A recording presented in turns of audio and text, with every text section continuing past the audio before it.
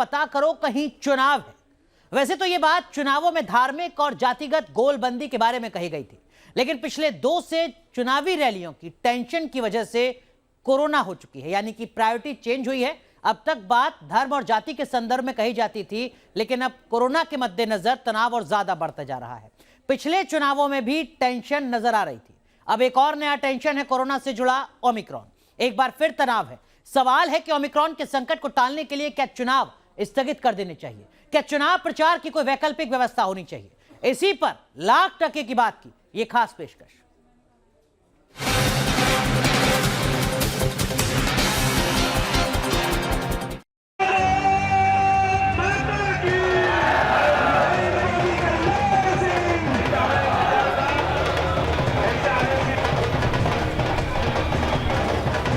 भीड़ की इन तस्वीरों से अब भय होने लगा है।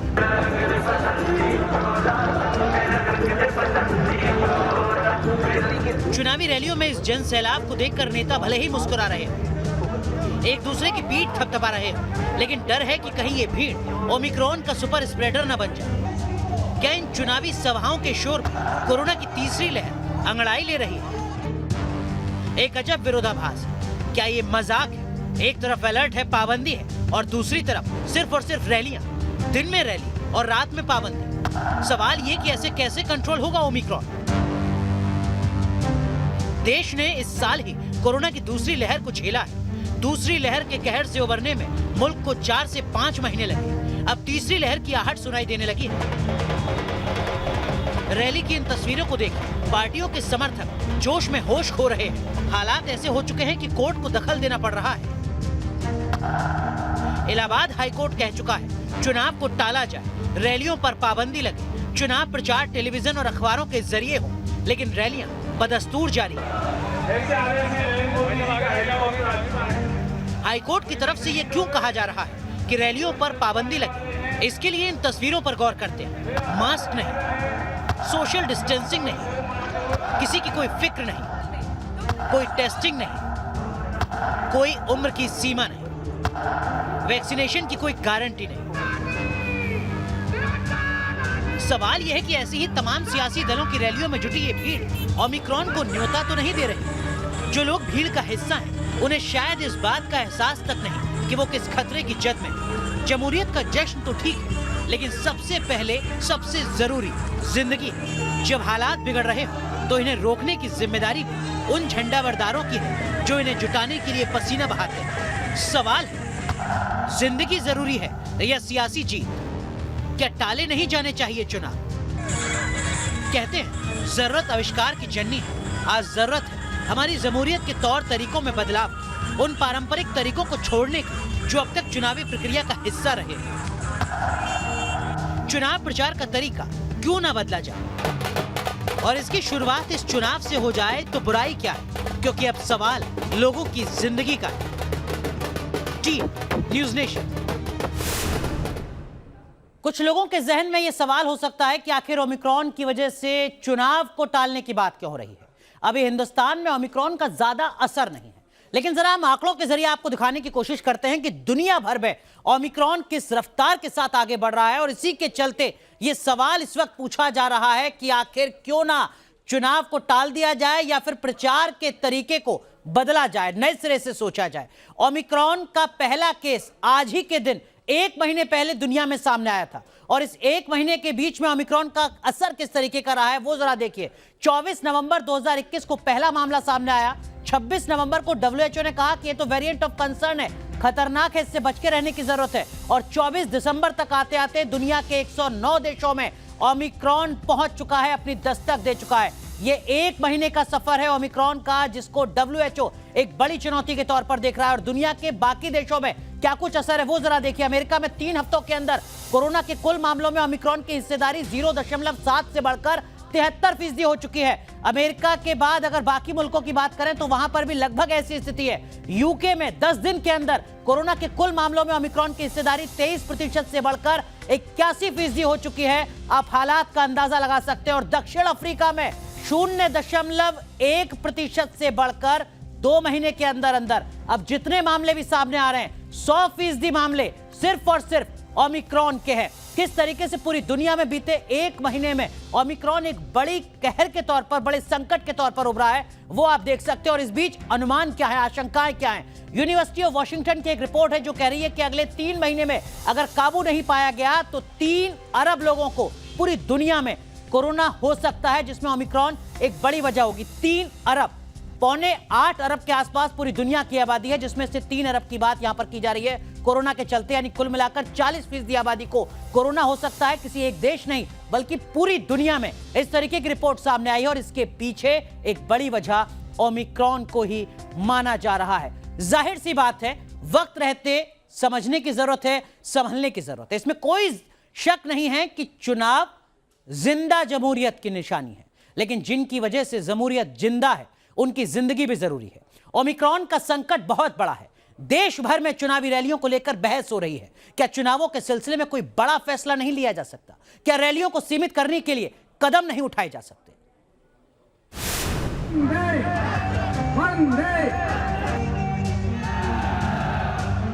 एक अलग तरह का जुनून, एक अलग तरह की आस्था। सियासी रैलियों में जो हुजूम जुटता है, जो भीड़ होती है, या यूं कहें जो पब्लिक होती है, उसकी याददाश्त मानो बहुत कमजोर है।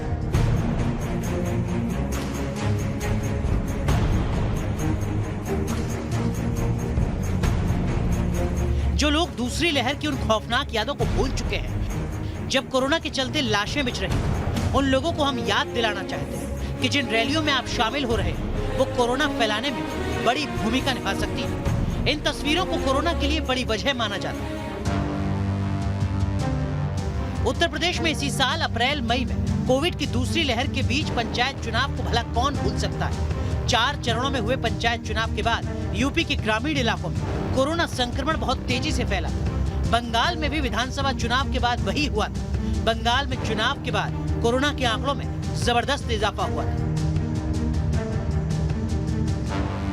एक बार फिर वही स्थिति ओमिक्रॉन की आहट से पूरी दुनिया में दिख रही है। हिंदुस्तान को लेकर तो भविष्यवाणी भी अच्छी नहीं है। अलग अलग आंकड़े बताए जा रहे हैं। तीसरी लहर की आशंका जताई जा रही है। नीति आयोग की रिपोर्ट के मुताबिक अगर हिंदुस्तान में ब्रिटेन जैसे हालात हुए तो देश में रोजाना 14 लाख तक केस आ सकते हैं। इसके अलावा आईआईटी की रिपोर्ट कहती है कि जनवरी 2022 में देश में तीसरी लहर आ सकती है। यही वजह है कि सतर्कता बढ़ती जा रही है, पाबंदियां लगाई जा रही है। देश में बढ़ते कोरोना संक्रमण के मामले और नए वायरस की टेंशन ने उत्तर प्रदेश को भी परेशान कर रखा है। लिहाजा मुख्यमंत्री योगी आदित्यनाथ ने टीम 9 की बैठक में निर्णय लिया है कि कल से नाइट कर्फ्यू यानी रात 11 बजे से सुबह 5 बजे तक पाबंदी होगी। इसके साथ वैवाहिक कार्यक्रम और पार्टियों में भी लोगों की संख्या सीमित कर दी गई है। यूपी में नाइट कर्फ्यू लगाने के सिलसिले में खुद यूपी के सीएम योगी आदित्यनाथ ने ट्वीट किया था। योगी आदित्यनाथ लगातार प्रदेश के दौरे पर लोगों को सतर्क रहने की नसीहत दे रहे हैं। हम सभी लोग मिलकर के कोरोना प्रोटोकॉल का जो नियम बनाया गया है, 2 गज की दूरी, मास्क है जरूरी, निश्चित ही हम कोरोना महामारी को पूरी तरह समाप्त करेंगे। नाइट कर्फ्यू एमपी में भी लगाया गया। मध्य प्रदेश में तो पंचायत के चुनाव भी होने और इस सिलसिले में सरकार की तरफ से बड़ा संकेत दिया गया है। इस मत का हूं, जैसा हाईकोर्ट इलाहाबाद ने कहा कि जिस तरह की ओमिक्रॉन की आहट है, दहशत है, पंचायत चुनाव भी टाले जाना चाहिए। ये निजी राय है मेरी। लोकतंत्र का हिस्सा है चुनाव, लेकिन लोगों की जिंदगी महफूज रहे ये कहीं ज्यादा जरूरी है। इसीलिए सवाल है कि क्या दूसरी लहर से सबक लेते हुए कुछ वक्त के लिए आगामी चुनावों को टाल नहीं देना चाहिए। छोटी छोटी रैलियां होनी चाहिए जिसमें ज्यादा लोगों को बुलाया ना जाए और कम्युनिकेशन के तमाम तरह के साधन है। मुझे लग रहा है कि ये चुनाव आयोग को सबसे पहले तो सभी राजनीतिक पार्टियों को भरोसे में लेकर के ये काम करना चाहिए और उनसे पूछना चाहिए कि उनकी क्या राय है, क्योंकि ये सबके लिए खतरा है। ओमिक्रॉन के कहर चुनाव टालने की मांग को लेकर चुनाव आयोग भी एक्शन में आ चुका है। 27 दिसंबर को चुनाव आयोग के स्वास्थ्य सचिवों के साथ बैठक है। माना जा रहा है कि स्वास्थ्य सचिव के साथ बैठक में रैलियों पर फैसला हो सकता है। लखनऊ से निखिल शर्मा के साथ टीम न्यूज नेशन। पिछली लहर में डेल्टा वेरिएंट का कहर पूरे देश ने देखा था। अब ओमिक्रॉन का संकट सामने है। कोई ओमिक्रॉन को हल्के में ना ले।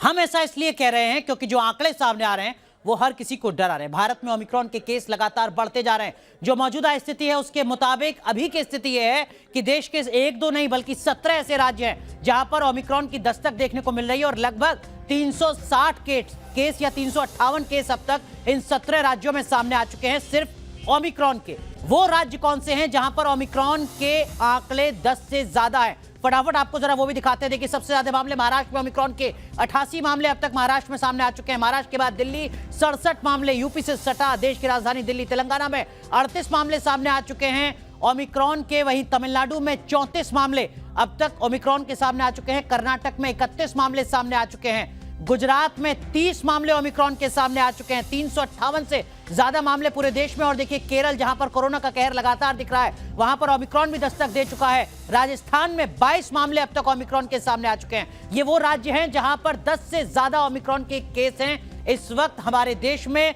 पूरी दुनिया में इस बीच ओमिक्रॉन के संकट को लेकर एहतियात बरतने की कोशिश की जा रही है, पाबंदियां लगाई जा रही हैं। हालांकि विरोध भी हो रहा है इन पाबंदियों का, लेकिन ये पाबंदियां है क्या, एक्सपर्ट क्यों दे रहे हैं इस तरीके की चेतावनी, बताते हैं आपको।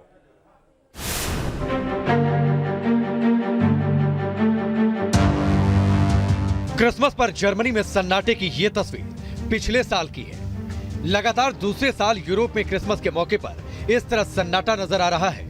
कई देशों में क्रिसमस और न्यू ईयर के मौके पर पाबंदी लगा दी गई है। डेनमार्क में सिनेमा थिएटर और म्यूजियम बंद है। नॉर्वे में आंशिक लॉकडाउन है। दक्षिण अफ्रीका में लेवल 1 का प्रतिबंध लगा है। कई देशों ने दक्षिण अफ्रीका पर ट्रैवल बैन लगाया है। नीदरलैंड्स में 14 जनवरी तक लॉकडाउन है।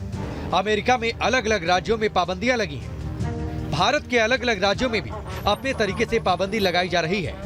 दिल्ली में क्रिसमस न्यू ईयर सेलिब्रेशन पर रोक लगाई गई है। दिल्ली से सटे नोएडा में धारा 144 लागू है। दिल्ली में कोरोना के मामले बहुत तेजी से बढ़ने लगे हैं और आलम यह है कि बीते 5 दिन में ही 500 से ज्यादा मामले सामने आए हैं। वहीं ओमिक्रॉन के भी 67 केस जो हैं अभी तक सामने आ चुके हैं। और महाराष्ट्र में भी नए सिरे से पाबंदी लगाने का फैसला लिया गया है। सरकार सख्ती बरत रही है, लेकिन लोगों की लापरवाही लगातार सामने आ रही है। महाराष्ट्र में ओमिक्रॉन का खतरा और कोरोना के बढ़ते मामलों ने सरकार की चिंता बढ़ा दी है।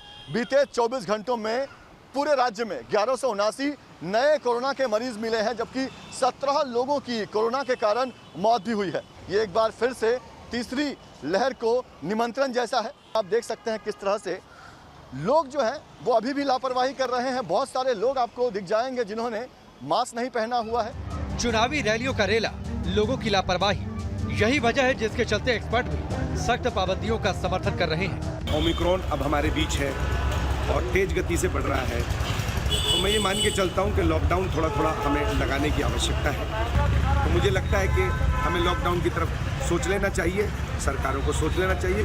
डर एक और बात की है, अगर तीसरी लहर आई तो क्या हमारा हेल्थ सिस्टम उसे झेल पाएगा? दूसरी लहर के दौरान हेल्थ इंफ्रास्ट्रक्चर पर दबाव को देश ने देखा। इस समय देश के 17 राज्य और संघ शासित क्षेत्र 358 ओमिक्रॉन केसेस को रिपोर्ट कर रहे हैं। हमने 183 ओमिक्रॉन पॉजिटिव केसेस का विश्लेषण किया और पाया कि उनमें से 121 केसेस की फॉरेन ट्रैवल हिस्ट्री थी।